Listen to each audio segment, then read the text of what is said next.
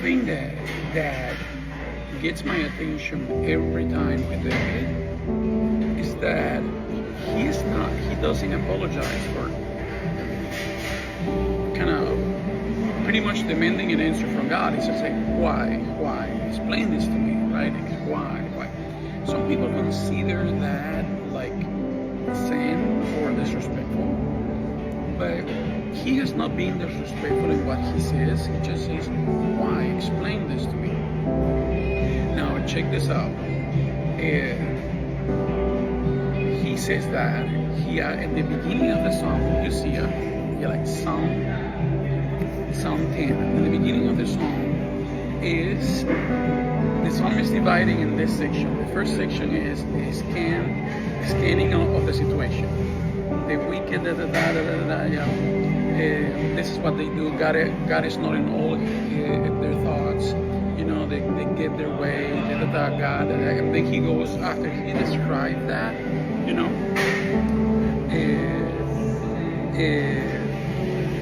He start asking. This is the second part of the song, right in the middle. Why you let this happen? Why? And then there are a few whys, and there, right? But then the last part of the chapter is more of a habitation in God's mind, because he gets into God's mind, I think. And we can call that prophetic, maybe.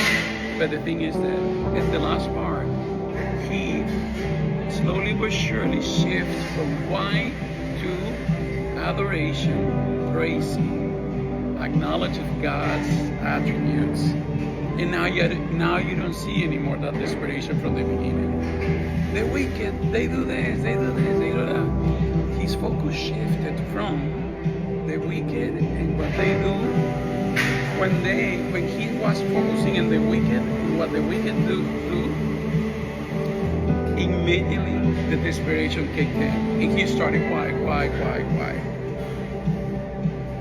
Really? So that's what happened with us. When we focus on these situations, in people and what they do, especially if they're Gentiles, heathens, immediately our flesh connect with that, and we go fleshly, and we start getting nervous, we start getting panicky. That's the fruit of the flesh. But in the end, the last part of the chapter is, in some point, there is a ministry of the Spirit in David's heart, and he starts shifting from why, and the panicking and the nervousness to, but you, Lord,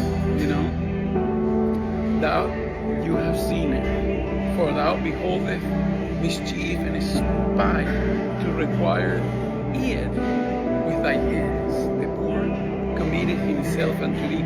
He started proclaiming the truth from the Bible. He says, God, you know everything. The poor meaning here is the ones that have nobody but God. They commit themselves to you, God, and this and that. So he started proclaiming the truth now about who God is and what he does. And right after that, we got the Lord is King forever and forever. And, the heathens are perished out of his land. And now he's not anymore. Why the heathens? Listen, the heathens are perishing out of God's land and everything. He said, Lord, you have heard the desire of the humble. And it says, thou wilt prepare their heart.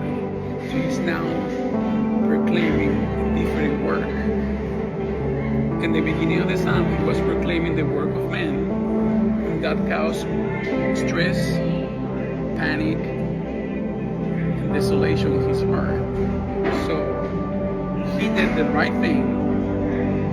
He went and communed to God with the desperation. God. He did the right thing. He went to God. He didn't go to a pastor. He didn't go to your friend. He didn't go to this and mama and brother and sister. He said, I'm going to God in this deal, this issue. And he went to God.